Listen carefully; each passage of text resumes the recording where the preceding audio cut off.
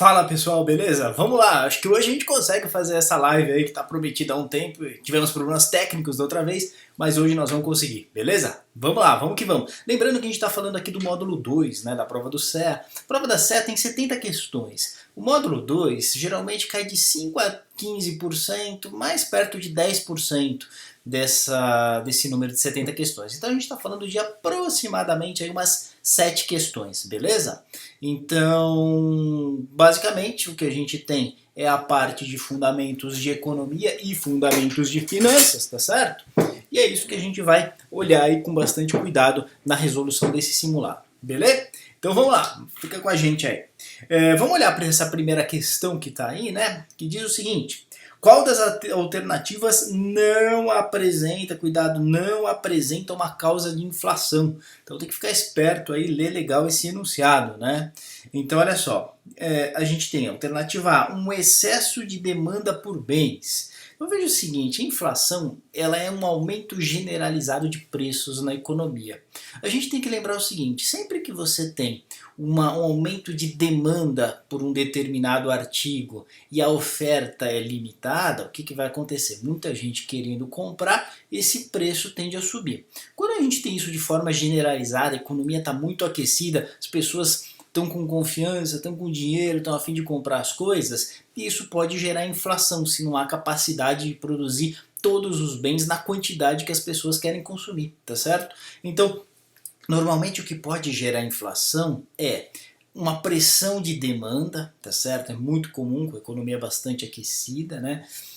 Um choque de oferta, né? Uma queda na oferta, então não tem produto para todo mundo, isso gera inflação também. Muita mais gente querendo comprar do que mercadorias disponíveis, bens e serviços disponíveis, tá certo? E uma outra coisa é quando eu tenho um excesso de meio circulante, porque as pessoas têm meio circulante na mão, elas acabam tendendo a consumir mais, e isso pode gerar uma pressão de demanda e, portanto, uma inflação também. Legal? Então, olha só, um excesso de demanda por bens está ótimo, está correto isso aqui. Tá certo? Um aumento nos custos de produção dos bens também, né? Porque pensa comigo, se eu tenho um aumento nos custos de produção, o que vai acontecer? O produtor vai querer repassar isso para preço. No momento que ele repassa isso para preço, o que você vai ter um aumento nos preços daqueles bens e serviços, né? Um excesso de meio circulante na economia, já falamos sobre isso, tá certo? Agora olha essa última aí, um excesso na oferta de bens e serviços. Se tem muitos bens e serviços, né, se houve um aumento na oferta, você vai ter uma redução de preço, né? Quando a oferta aumenta e você não tem muita demanda, o que acontece? O preço cai, né? Porque não é tão interessante para o consumidor adquirir aquele bem e serviço, beleza? Então, o que a gente vai ter aqui é a alternativa D, não representa, né? Ela não representa uma causa de inflação, beleza? Legal, muito bem. Se for tendo dúvidas, manda aí no chat, a gente vai conversando, vai respondendo, tá? Tem moderação aí via chat, que ajuda bastante também. Vamos que vamos. Muito bem, próxima questão. Olha só. Recentemente, diz assim a questão, né? Recentemente houve um expressivo aumento do dólar perante o real, ok? Dentre os índices de preço abaixo, qual será o mais afetado? Muito importante essa questão é muito recorrente, né, nas provas da CEA. Você precisa lembrar o seguinte, você precisa lembrar que o IGPM ele é composto em 30% pelo índice de preços ao atacado, IPA. Né? O que acontece? Quando o dólar sobe rapidamente, você tem no atacado isso sentido, porque o que acontece? Está no começo da cadeia produtiva. Então o pessoal que está lá no atacado, que está produzindo, ele já tem um aumento do seu custo de produção. Então esse elo na cadeia de valor tende a repassar rapidinho o preço para o distribuidor. Então você tem primeiro um aumento de inflação pro distribuidor para só depois isso se verificar lá no consumidor, que é medido pelo IPCA, no índice de preços ao consumidor, é o IPC, IPCA, IPC-FIP e assim por diante, tá certo? Então lembra o seguinte, sempre que a gente falar do impacto do dólar em índice de preço, você deve lembrar do IGPM. O IGPM vocês vão ver que com essa porrada que tá dando dólar aí, IGPM vai puxar bastante, né? O que é um pepino para contrato de aluguel e esse tipo de coisa, tá certo? Então você marca lá a alternativa B, né? B de beleza, né? B de vamos que vamos, de beleza, de bolacha, de biscoito, o que você preferir, tá bom? Muito bem, dúvidas você vai mandando aí, por favor, legal? Vamos para a questão número 3, tá certo? Olha lá. Questão número 3 fala de PIB e PNB. Você precisa lembrar o seguinte, o que é PIB, gente? Produto Interno Bruto. Lembra que esse I aqui é de interno, né? Tá, mas o que isso quer dizer? Por que isso é relevante? Isso é relevante porque diz respeito a bens e serviços que são produzidos nas fronteiras nacionais, dentro da fronteira nacional. Seja por empresa brasileira, seja por empresa estrangeira. PIB diz respeito à produção dentro da fronteira brasileira, tá?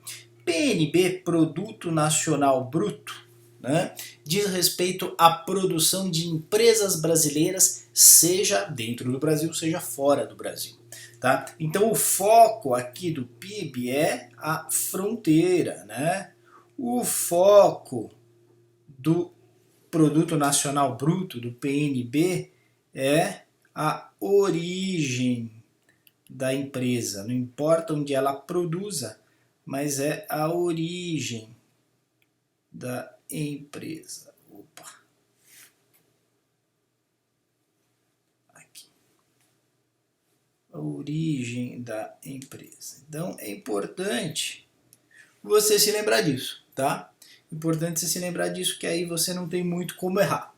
Legal? Então olha só, a empresa ela tem filial no exterior, empresa brasileira com filial no exterior, e a produção de bens e serviços desta filial, ou seja, lá no exterior, ela afetará o PIB? Não, ela não afetará o PIB, porque o PIB é só o que é produzido internamente, Produto Interno Bruto, tá certo?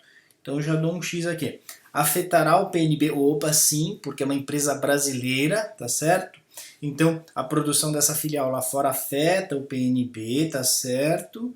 Mas não o PIB. Beleza, alternativa B, né? Afeta o Produto Nacional Bruto porque é empresa brasileira, mas não afeta o PIB porque não é uma produção aqui dentro do país, ok? Então você marca B, as demais elas não fazem sentido, afetará ambos? Não, afeta só o PNB, beleza? Não afetará nem PIB nem PNB? Afeta o PNB. Então alternativa B é a correta. Se você marcou a B aí, você acertou. Legal? Muito bem. Vamos para a próxima, né? Questão número 4. Qual das alternativas abaixo possui somente índices de preço? Aí você precisa conhecer quais são os índices de preço, né? IPC, IPCA, IGPM, tá certo? São os mais conhecidos. IGP-10, que é uma variação do IGPM, ok? O resto não é índice de preço. Então, por exemplo, PIB. PIB a gente sabe que não é índice de preço. Então você sai riscando. Esse não serve, né? Vou pular a alternativa B por motivos óbvios. Alternativa C, PNB. PNB não é índice de preço, PIB também não é índice de preço, é uma medida de atividade econômica. INCC, beleza, IGPM, beleza, CDB é um produto de investimento, RDB é outro produto de investimento, tá certo? Então a alternativa correta é a alternativa B. De beleza, acertou mais uma, vamos que vamos, tá certo? Muito bem, vamos para a nossa questão aqui número 5. Olha lá. Uma empresa gasta 4 mil reais, né, dólares, sei lá, em insumos para produzir um bem que é vendido por... Opa, tem um negócio atrapalhando a gente aqui. Como é que eu escondo esse treco aqui?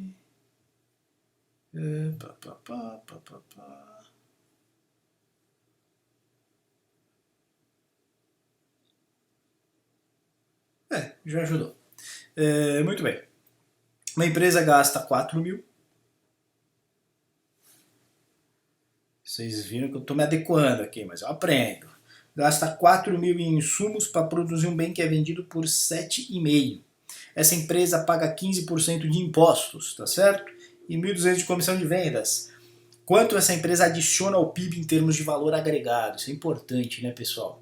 A mensuração do PIB ela deve ser por valor agregado. Então, se você tem lá um determinado produtor que produziu trigo, legal, ele está adicionando valor ao PIB, na atividade econômica.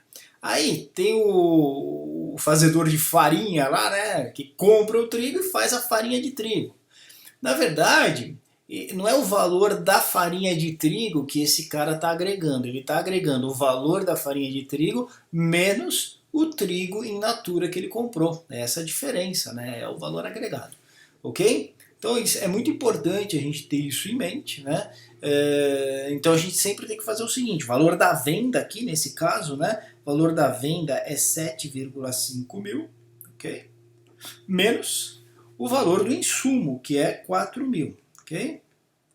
Isso aqui vai dar 3,5, 3,5 mil, tá?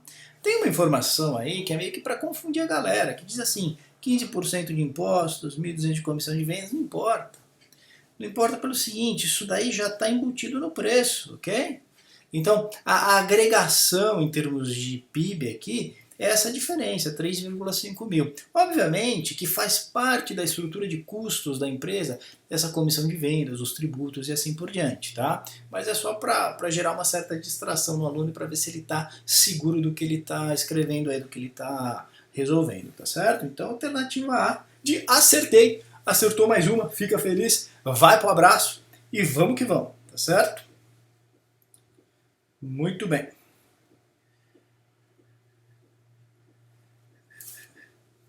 Vamos lá para a próxima. Próxima diz o seguinte, uma indústria multinacional de um país decide fechar todas as suas unidades localizadas no exterior, mantendo apenas a matriz e as filiais locais. Essa decisão afetará... Bom, pessoal, já vimos isso, né? Vamos repetir aqui. Lembra só, a indústria multinacional de um país, ela fecha todas as unidades localizadas no exterior. Isso vai impactar o PNB, né? Porque diz respeito à origem da empresa. Mas não o PIB. Por quê? Porque está fechando as unidades localizadas no exterior e não dentro das fronteiras, tá certo? Lembra que PIB, Produto Interno Bruto, diz respeito ao que é produzido dentro da fronteira nacional, tá certo? Então o que a gente vai ter aqui? A afetação do Produto Nacional Bruto, mas não do PIB. Então afeta o PNB, mas não afeta o PIB. Beleza? Legal, vamos que vamos. Vai mandando aí dúvidas no chat caso você as tenha, legal? Muito bem. Questão número 7. Qual a taxa de juros responsável por remunerar as operações compromissadas de um dia, né, com lastro em títulos públicos? Vamos só dar uma palhinha em que é isso? Olha só. Então, o Tesouro Nacional, ele faz o seguinte, dia após dia ele vai se financiando, né? A verdade é que, de um modo geral, existe uma dívida pública, né? O Tesouro Nacional, ele gasta mais do que ele arrecada, e como é que quando você gasta mais do que você ganha, o que você faz? Você fica endividado no cartão, não é? Esse tipo de coisa, pega um empréstimo aqui, outro ali, não você, mas seu amigo, entendeu? Mas olha só, o Tesouro Nacional é parecido. Então o que acontece? Se ele tem mais gastos do que receitas, ele emite títulos públicos, às vezes de longo prazo, e se financia com a emissão desses títulos. Agora, tem uma parte desse financiamento que é uma parte de curtíssimo prazo. Então você tem títulos públicos, né? E aí, o que o Tesouro Nacional faz? Ele toma recursos emprestados do sistema financeiro no final do dia, entrega esses títulos, que têm vencimento longo normalmente, pro mercado, só que com um compromisso de recompra no dia seguinte. Essas são as operações compromissadas. No dia seguinte, sabe o que acontece? Acontece o seguinte, o dinheiro volta para o mercado financeiro, na manhãzinha do dia seguinte, e os títulos voltam lá para o Tesouro Nacional. Essa operação compromissada de um dia. E ela se chama overnight, por isso que a gente fala taxa over. É porque é a taxa de uma operação compromissada de um dia, por assim dizer, overnight, então é a taxa over, tá certo? E importante, né? Como a gente está falando desses títulos públicos, eles são liquidados numa câmara de compensação chamada Selic. Por isso que é a taxa Selic over, ok? Então alternativa C de certo, não é? Olha que interessante, né? É por isso que a gente fala, né, que o Copom determina, né, nas suas reuniões, qual vai ser a taxa Selic over meta. É a meta onde ele quer chegar, tá certo? A efetiva vai estar pertinho daquilo. Então, quando a taxa é 5%, a efetiva vai estar uns 4,90 e tal. Quando a taxa é 4,5%, a efetiva vai estar uns 4,40 e tal. Então, a meta é onde ele está mirando. A efetiva é o que realmente está acontecendo, beleza? Então você tem que colocar a taxa Selic over. Então quando a gente está trabalhando aí uma taxa de 4,5% ao ano, isso quer dizer o seguinte, isso quer dizer que o Tesouro Nacional está tomando recursos emprestados pelo prazo de um dia a uma taxa de 4,5% ao ano. Essa é a meta. A efetiva está dando uns 4,40 por aí. Beleza? Dúvidas? Manda aí no chat, cara. Muito bem, vamos para a próxima, né? Questão número 8. Questão número 8 diz assim: qual das alternativas apresenta um fato que interfere no resultado da apuração do PNB? Você tá me xingando? Fala, pô, de novo essa porcaria. Se você errar na prova, eu te mato, cara. Eu vou lá te buscar na sua casa para te dar uns croques, né? Não pode errar esse treco. Olha só, um aumento na produção de bens de empresas que possuem sua sede no país? Não. Não necessariamente, tá certo? Porque a gente está perguntando qual das alternativas apresenta um fato que interfere no resultado da apuração do Produto Nacional Bruto, né? Um aumento na produção de bens de empresas que possuem sua sede no país. Lembra que o importante não é onde está geograficamente a empresa. O importante é a origem dela, tá certo? Uma redução nos investimentos das empresas de determinado país. Então você tem lá um determinado país, aquelas empresas elas reduzem os seus investimentos. Isso afeta a PIB, né? Porque está naquele país, mas não o PNB. Uma decisão estratégica por parte de uma empresa nacional que inclui o fechamento de filiais no exterior. Opa, isso aqui tá interessante, hein? Olha só, uma decisão estratégica por parte de uma empresa nacional que inclui o fechamento de filiais no exterior. Beleza, alternativa C. É isso mesmo, né?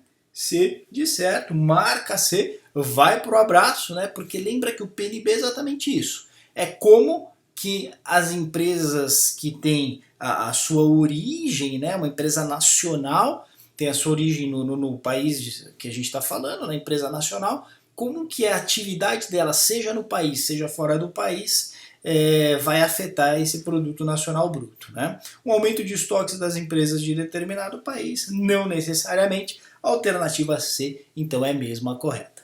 Beleza? Muito bem, vamos que vamos. Questão número 9.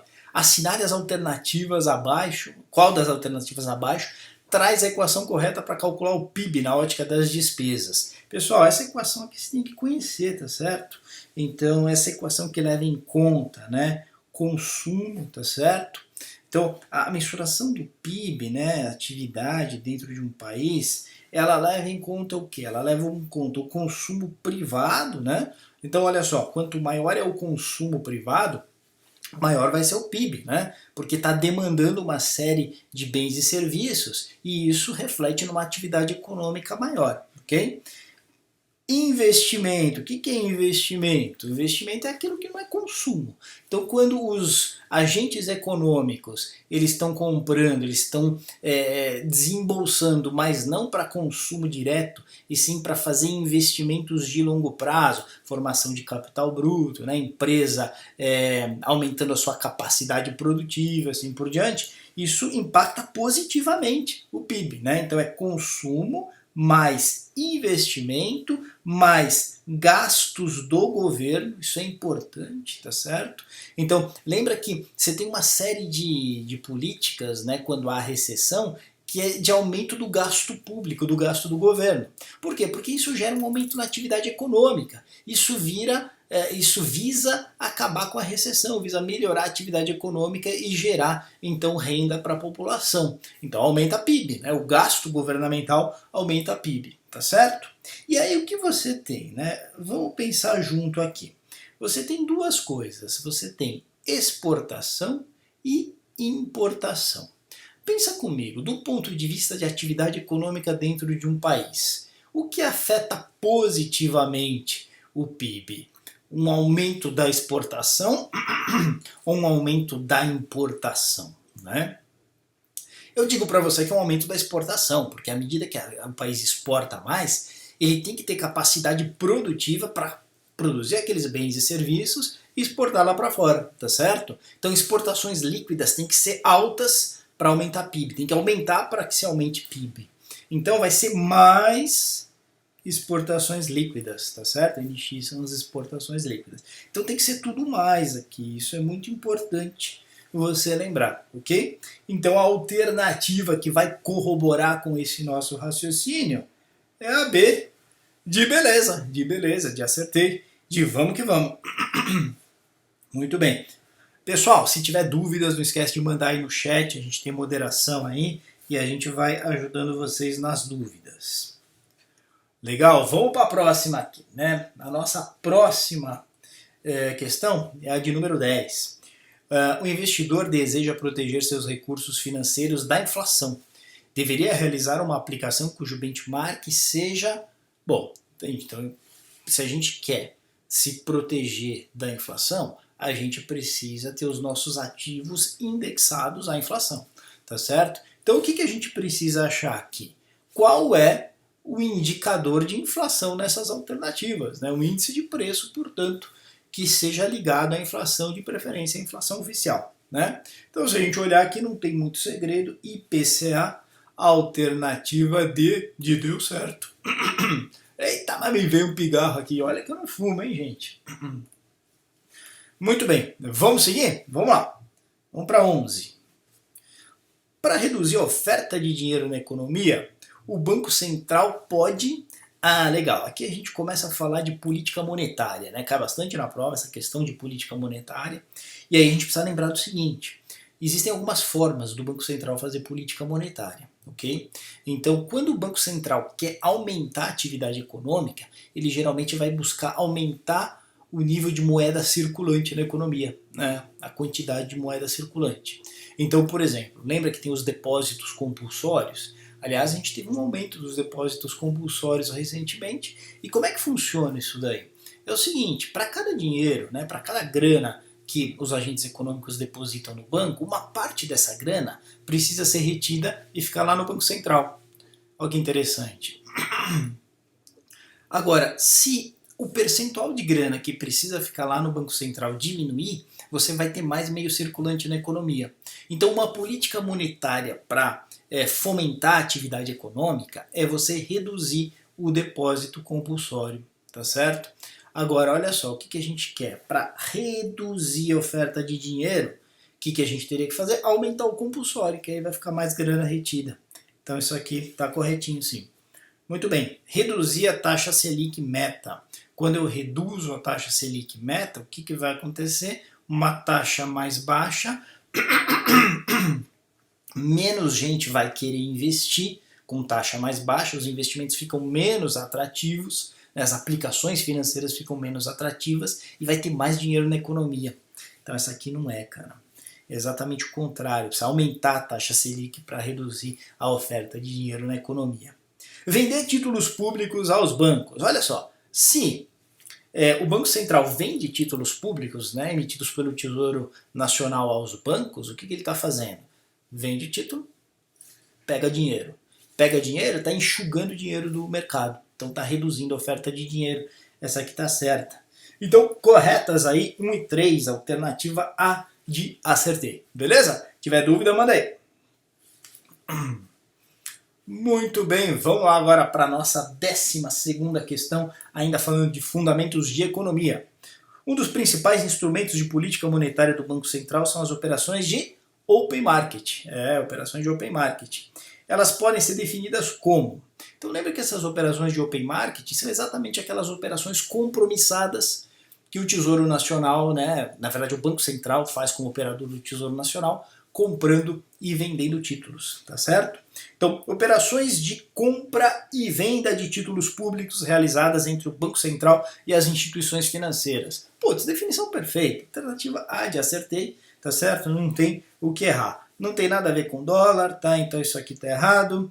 Emissão de títulos públicos e posterior venda ao mercado para reduzir a oferta de moeda circulante na economia. Não, isso são operações de longo prazo, não são as operações de open market. Beleza? Muito bem, sigamos. Vamos lá. Questão número 13. Supondo que em sua última reunião do Copom, o Banco Central sinalizou que deve iniciar um ciclo de alta de juros. Quais recomendações abaixo seriam as mais adequadas ao investidor? Então, o que vai acontecer? Olha só. Teve a reunião do Copom, o Banco Central na ata já colocou que deve iniciar, sinalizou que deve iniciar um ciclo de alta nos juros. Aí você tem que lembrar do seguinte, quando você tem um ciclo de alta nos juros, quem está pré-fixado perde dinheiro, porque a taxa já está pré-fixada. Quem está no pós-fixado tem vantagem, né? Por quê? Porque se vai ter uma alta nos juros, como é pós-fixado, aquele investidor que investe no pós vai ter um aumento do seu rendimento à medida que essa alta passe a acontecer, tá certo? Então, o que você recomendaria? O que seria correto recomendar? Uma redução no pré-fixado, um aumento no pós-fixado, ok? Muito bem. E isso, né, olha só, aumentar a posição em títulos pré-fixados. Não, isso não faz sentido, né? Até porque o que a gente vai ter é que a partir desse momento, né, a partir desse momento você vai ter uma alta dos juros. Então, o cara que está no pré vai sofrer.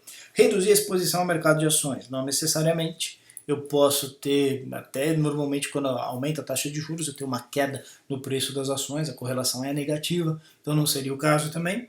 E aumentar a posição em ativos indexados ao CDI, aí sim. Então, essa afirmativa 3 está correta, somente a 3 então está correta. E aí, meu amigo, nós teremos um probleminha, né? Não, na verdade, olha só, desculpa, eu estava pensando aqui em outra coisa, olha lá, reduzir a exposição da casa de ações, reduzir sim, estava pensando em aumentar, reduzir está correto, né? Então, olha só, pessoal, só corrigir aqui. Presta atenção, professor, o professor está dormindo aí, meu. Isso aqui está correto, né, meu amigo? Isso aqui já está certinho, beleza, isso aqui está certo. 2 e 3 então corretas, tá, pessoal? 2 e 3, alternativa B de bolacha, tá certo? Beleza, certinho, vamos que vamos para a próxima. Na próxima, Sistema Especial de Liquidação e Custódia, Selic, né? A gente conhece a taxa Selic, mas ela chama taxa Selic porque esses títulos são negociados na Selic, né? Na verdade, não é que eles são negociados lá, mas eles são compensados lá, tá certo? Então, o que a gente tem? A Selic é responsável pelo registro, custódia e liquidação de quê? Dos títulos federais da dívida pública, tá certo? Então, você vai lá e vai marcar a alternativa C, títulos públicos federais. Então, LFT, LTN, NTNF, NTNB, são todas liquidadas na Selic. Isso você tem que lembrar, não tem muito como escapar desse treco. Beleza? Muito bem, questão número 15, vem comigo. É o órgão responsável pela condução da política monetária no Brasil. E isso você tem que saber. Quem conduz política monetária é o Banco Central. É a Bacen. Então, você marca a alternativa A, tá certo? A condução da política monetária é Banco Central.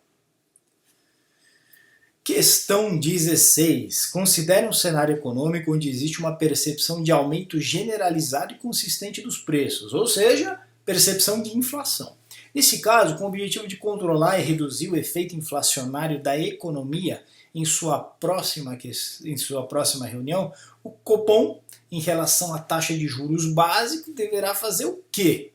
Então, olha só, perspectiva de inflação. O que o Copom faz? Aumenta a taxa de juros. E qual taxa de juros é essa? Taxa Selic over, tá certo? Então, ele vai aumentar a taxa Selic, não tem como fugir disso. Alternativa C, dissertei, né? E aí você matou mais uma. Vamos lá para 17 agora. Se o Banco Central decide diminuir a oferta de dinheiro, o efeito no curto prazo mais provável seria Então lembra que eu falei para vocês, né? Quando a gente tem um aumento de oferta de dinheiro, você tem um aumento da atividade econômica, né? Isso pode gerar inflação, se não houver capacidade estrutural para prover os bens e serviços, mas pode ser uma política muito útil em épocas de recessão, ou de baixa atividade econômica, tá certo? Então o que a gente tem que ver? A alternativa que se adequa a esse cenário. Agora, o que o Banco Central quer? Ele quer diminuir a oferta de dinheiro. Então, talvez porque a economia está muito acelerada, há risco de se gerar inflação. Então, o que vai acontecer quando o Banco Central busca diminuir a oferta de dinheiro? Aumento na velocidade do dinheiro semelhante ao declínio na oferta do dinheiro? Não, não faz sentido, né? O que mais? Declínio na taxa de desemprego. Se eu tenho uma redução do dinheiro na economia, a atividade econômica está diminuindo. Então não faz sentido pensar num declínio da taxa de desemprego. Talvez até aumente essa taxa de desemprego. Aumento na taxa real de juros. É isso aí, tá certo? O que acontece? Quando você tem uma oferta menor de dinheiro, o que vai acontecer na prática? Aqueles agentes econômicos que precisam de dinheiro para se financiar vão estar dispostos a pagar juros maiores porque a oferta de dinheiro é menor, tá certo? Lei de oferta e demanda. Demanda permaneceu a mesma, vamos supor, e eu tenho no curto prazo uma queda da oferta, putz, o preço do dinheiro vai ficar mais caro. E o que é preço do dinheiro? Taxa de juros, tá certo? Então, a alternativa C de certo, mata lá e vamos que vamos. Aumento na demanda agregada não faz sentido, né? Porque a gente está mexendo no lado da oferta. Vamos para a próxima? Vamos que vamos. São fatores que tendem a elevar a oferta monetária na economia. Então, oferta de dinheiro na economia. Diminuição do recolhimento do compulsório. Beleza, hein? Esse daí tá legal por enquanto. Então, diminuição no recolhimento do compulsório tá legal. Diminuição na taxa de redesconto. Lembra que a taxa de redesconto? Taxa de redesconto é o seguinte: se os bancos dão crédito, eles captam recursos, dão crédito, captam recursos, dão crédito. Chegou no final do dia, se o banco não conseguiu zerar o seu caixa e emprestou mais do que ele captou, ele pode ter que entrar na taxa de redesconto lá no Banco Central. É um empréstimo que o Banco Central faz para a instituição financeira. Se há uma diminuição nessa taxa, normalmente o que acontece é que os bancos ficam mais tranquilos para ofertar crédito. Então isso tende a aumentar a oferta monetária da economia. Então tá legal, tá indo dentro do que a gente espera aqui, né? Compra de títulos públicos pelo Banco Central, né? Se o Banco Central está comprando título público do mercado, quando ele compra, ele injeta dinheiro, porque compra com dinheiro, tá certo? Então isso também faz com que se aumente a oferta monetária na economia. A alternativa A de acertei, tá certo? Muito bem. Veja que na B não poderia ser, porque fala de elevação do compulsório, né? Então não poderia ser. Na C fala de diminuição, tal, mas fala na elevação da taxa de redesconto. Elevação da taxa de redesconto deixa os bancos mais preocupados. Então eles oferecem menos crédito. E na D, diminuição no recolhimento do compulsório, beleza. Diminuição da taxa de redesconto, beleza. Mas venda de título público. Se vender título público, está recolhendo dinheiro do mercado. Por isso que essa aqui também não pode ser. Então, alternativa A, beleza? Muito bom. Pessoal, tiver dúvidas, manda aí no chat, a gente vai trocando ideia. Muito bem. Questão de número 19. A Clean Selic é responsável pelo registro, custódia e liquidação de... E aí tem uns itens aí. Títulos públicos federais? Sim. Títulos privados, públicos, estaduais e municipais? Não. Os privados não são feitos na Selic, tá certo? Estaduais e municipais também não. Títulos negociados no mercado interbancário, CDIs, não. Também não. Então é a alternativa A, somente os títulos públicos federais. Legal? Muito bem. Vamos nós para a próxima, né? Questão número 20. O que são as operações de open market e qual o efeito delas sobre a economia? Legal. Operações de compra e venda de títulos públicos entre o Banco Central e instituições financeiras, tá certo? Né? E regulam a quantidade de moeda circulante na economia, tá certo? Lembra que a gente já tinha visto uma questão semelhante, né? Aqui tem um detalhe a mais, né? E esse detalhe a mais é justamente a gente entender o efeito que elas têm na economia como um todo. Então essas operações, elas têm uma finalidade muito clara, né? Quando o Banco Central resolve enxugar, ele melhora essa taxa para recolher mais recursos na economia. Quando ele resolve colocar mais meio circulante, ele reduz essa taxa porque já não é tão interessante se utilizar dessas operações de open market do ponto de vista do mercado, tá? Então a alternativa A, ela explica exatamente isso, ela é a correta, ok? Muito bem, vamos seguir. A próxima aqui, né? O que diz?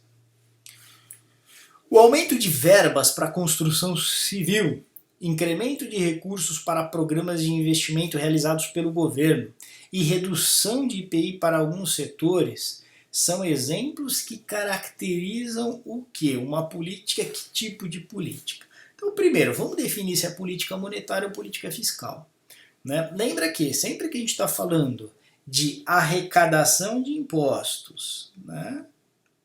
Arrecadação de tributos, né? E sempre que a gente está falando de gastos do governo, a gente está falando de política fiscal. Sabe por quê? A política fiscal é exatamente isso, é como se controla receitas e despesas do governo. Uma política fiscal expansionista, ela visa ter um aumento de gastos e uma redução de receitas. Lembra que as receitas são os impostos, os gastos são os gastos do governo.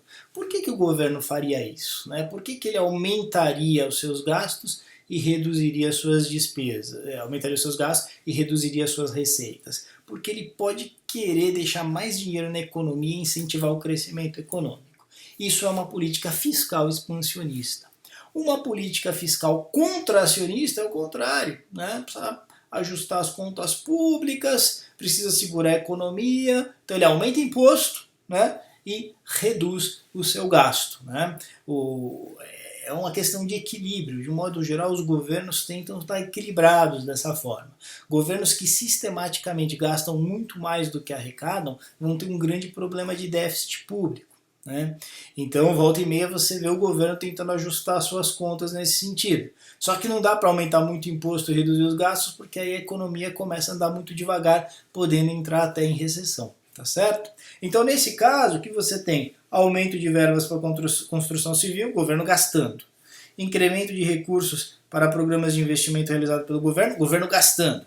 Redução de IPI, governo arrecadando menos, tá certo? Aumento do déficit público, mas uma política fiscal, então, expansionista, deixa mais dinheiro na sociedade para a economia crescer.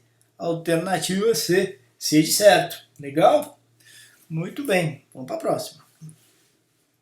Quais as consequências possíveis do aumento de gastos públicos aliado à redução de impostos? Bem semelhante à questão anterior. Então, lembra o seguinte, né? Política fiscal é o que o governo arrecada versus o que ele gasta. Então você tem uma deterioração fiscal nessa situação, né? Por quê? Aumento de gasto público aliado à redução de imposto. Então você tem uma piora fiscal. Então, alternativa B e D você já arrisca, né? Melhora fiscal, não, é uma piora fiscal.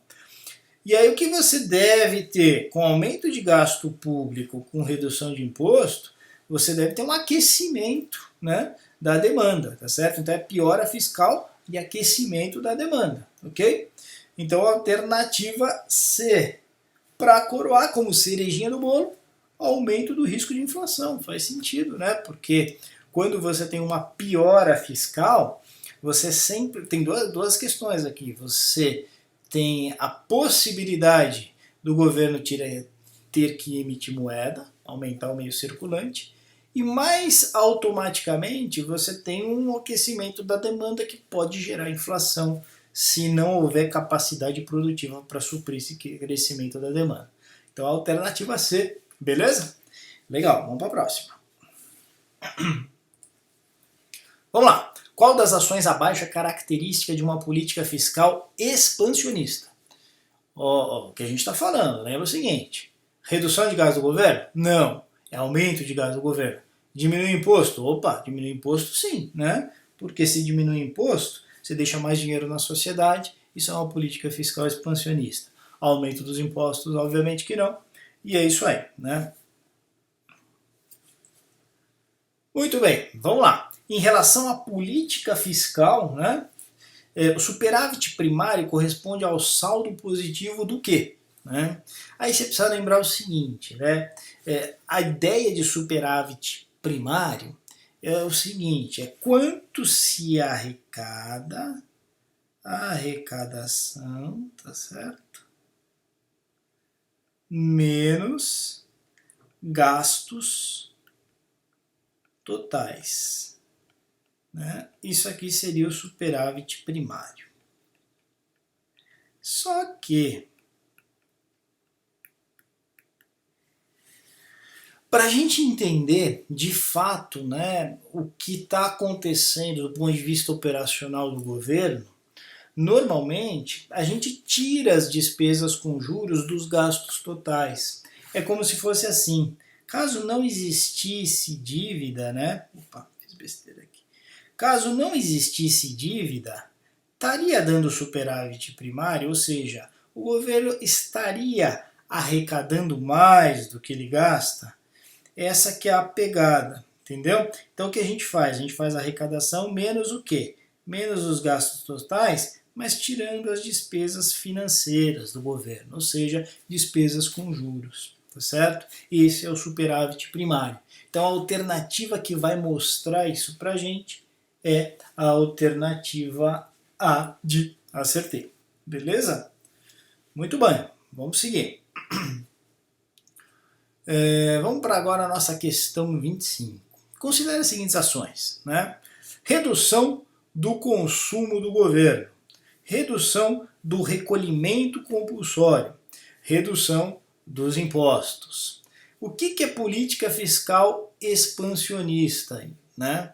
Redução do consumo do governo. Quando o governo consome menos, o que ele está fazendo? Isso é política fiscal, né? Mas é uma redução do consumo, é contracionista. Então essa aqui não pode ser. Redução do recolhimento de compulsório. Pessoal, isso aqui é política fiscal ou monetária? Tenho certeza que você pensou que é monetária e acertou, tá certo? Então, redução do recolhimento compulsório, ela não é fiscal, né? Ela é monetária. Então, também não é fiscal expansionista. Redução dos impostos. Aí sim, né? Porque se eu reduzo o imposto, estou falando de política fiscal, quando eu reduzo o imposto, deixo mais dinheiro na sociedade. Alternativa, a afirmação 3 está correta. Então, a alternativa D é a correta. Marca aí a D de deu certo. E vamos que vamos para a próxima. Um dos instrumentos de política cambial do Banco Central é o swap cambial tradicional. O objetivo ao utilizar esse instrumento então lembra o seguinte, né? Política cambial é a política que o Banco Central realiza buscando diminuir aquelas grandes oscilações do dólar em relação ao real. Porque essas grandes oscilações trazem uma série de prejuízos, essa falta de previsibilidade pode gerar um estresse muito grande no mercado financeiro, pode quebrar empresas e assim por diante. Então, o que o Banco Central faz? De um modo geral, ele fica controlando de forma que essas flutuações, essas variações na cotação da moeda não sejam tão abruptas. Um dos mecanismos que ele tem para isso é vender dólar no mercado. Então, entra vendendo dólar mesmo. Então, dólar está subindo, está todo mundo atrás de dólar, o Banco Central entra vendendo, dá um choque aí de oferta, né, um choque positivo de oferta, para com essa oferta segurar a cotação do dólar. Uma outra possibilidade que o Banco Central tem, e tem feito muito ultimamente, é fazer o seguinte, ele entra dizendo o seguinte, eu estou oferecendo swap cambial de moeda, então vocês estão desesperados aí porque o dólar está subindo, a gente faz um swap, o que é esse swap? A gente faz um acordo, então o dólar está, sei lá, 4,50, beleza, está 4,50, a gente fecha o contrato aqui, faz com agentes do mercado, com bancos, etc., empresas, assim, e aí, se o dólar chegar a R$5, essa diferença de 50 centavos, eu, Banco Central, pago para você. Agora, se a gente fechar 4,50 e cair para 4, aí você paga para mim. Tá certo? Então o swap cambial tradicional é exatamente isso. Ou seja, o mercado fica posicionado na alta do dólar, o Banco Central fica posicionado na baixa do dólar. Então, se o dólar continuar subindo, o Banco Central vai pagar reais, né, para as suas contrapartes, e com isso o pessoal respira um pouco mais aliviado.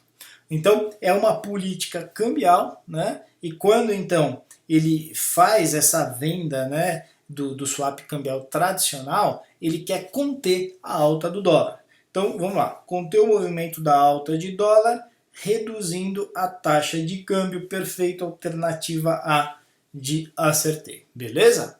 Muito bem, vamos para a próxima. Questão de número 27.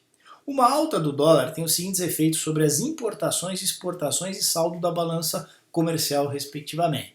Precisa saber isso muito bem. Lembra o seguinte, uma alta do dólar quer dizer o seguinte, quer dizer que, do ponto de vista de importações, eu vou ter uma queda, né? A gente vê muito bem que o dólar a R$4 é muito mais barato você importar coisas lá de fora, né? Com o dólar a R$5, o custo de você importar fica muito mais alto. Imagina um bem que custe R$1.000, né? Com o dólar a 4 ele custa R$4.000, com o dólar a 5 custa R$5.000, né? Então você tem uma queda, sem dúvida, na importação. Ao contrário, raciocínio exatamente ao contrário na exportação. Então você tem um aumento, então queda e aumento, né? Então alternativa B e C estão dentro aqui por enquanto. Mas o fiel da balança vai ser o terceiro ponto, que é o saldo da balança comercial. O que tende a acontecer em termos de saldo da balança comercial? Eu tendo a ter um superávit, né? Muito bem, por quê? Porque esse aumento da propensão a exportar deve me trazer então um superávit, portanto eu marco a alternativa B. Beleza? Muito bom. Sigamos. Próxima questão é a 28. Qual o impacto que um aumento na taxa de juros dos Estados Unidos poderá exercer sobre a taxa de câmbio no Brasil? Então, aumentou a taxa de juros lá nos States. O que acontece com a taxa de câmbio no Brasil? Lembra do seguinte, o dinheiro mundial vai onde a taxa é boa, com um nível de risco interessante. É isso que vai acontecer. Estados Unidos ele é visto como ativo livre de risco, né? Por quê? Porque a moeda global é o dólar. Então, se precisar de dólar, os Estados Unidos vai lá, emite dólar e paga suas dívidas. Por isso que a taxa livre de risco é a taxa americana, são os títulos públicos americanos. Enquanto a moeda global for o dólar, é assim que vai ser. Agora, você imagina o seguinte, Estados Unidos aumenta a sua taxa. Isso quer dizer que os investidores globais, eles podem fazer um investimento em um ativo livre de risco a uma taxa maior. O que vai acontecer? Vai acontecer uma atração de recursos justamente para o mercado americano, para esses títulos, tá certo? Quando você tem então uma atração desses recursos, dinheiro sai do Brasil, dinheiro sai da África do Sul, dinheiro sai da China, dinheiro sai do Japão, dinheiro sai de diversos lugares para ir para os Estados Unidos, ok? Quando sai esse dinheiro, o pessoal está levando o dólar embora, ou seja, diminui a oferta de dólar aqui no Brasil.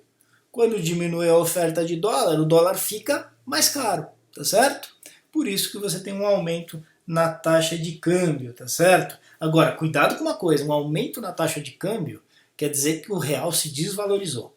Então você tem uma desvalorização cambial, precisa lembrar muito disso. O pessoal faz confusão às vezes na prova. Aumento de taxa de câmbio se chama desvalorização cambial. Redução na taxa de câmbio é valorização cambial. Então, alternativa C. Ok? Muito bem. Questão número 30. Vamos que vamos.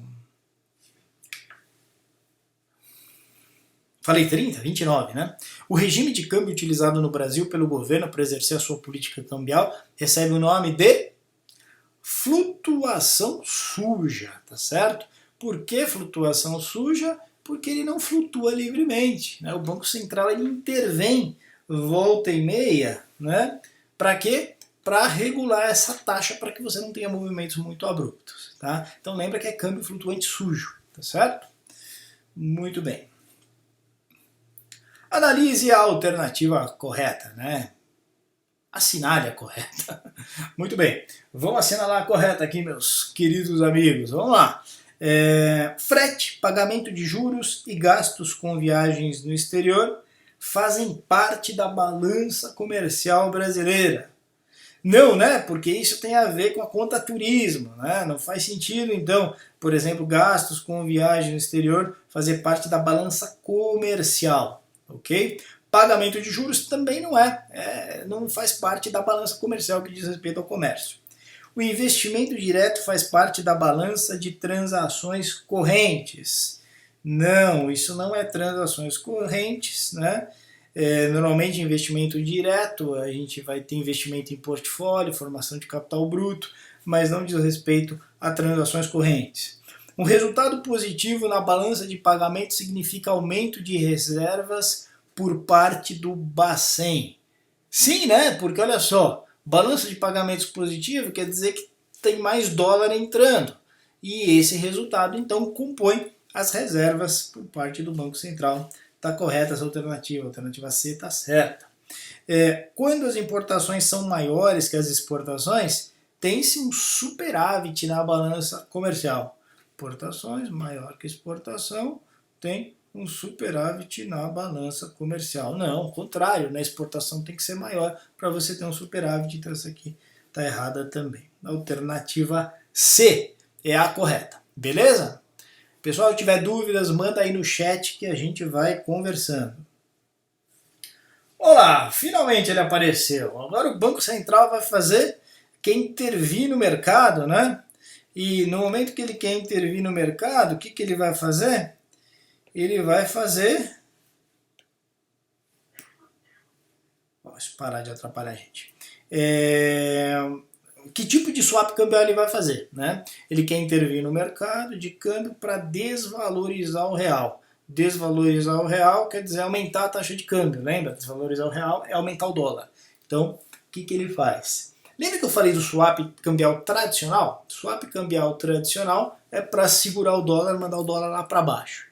Quando ele quer desvalorizar o real, ou seja, mandar o dólar lá para cima, ele faz o swap cambial reverso, que é exatamente o contrário. Ele dá a possibilidade para o mercado. Então imagina que o dólar está caindo muito. Quando o dólar cai muito, o exportador fica chateado, porque ele vende em dólares e aí os dólares que ele está recebendo começam a valer muito pouco.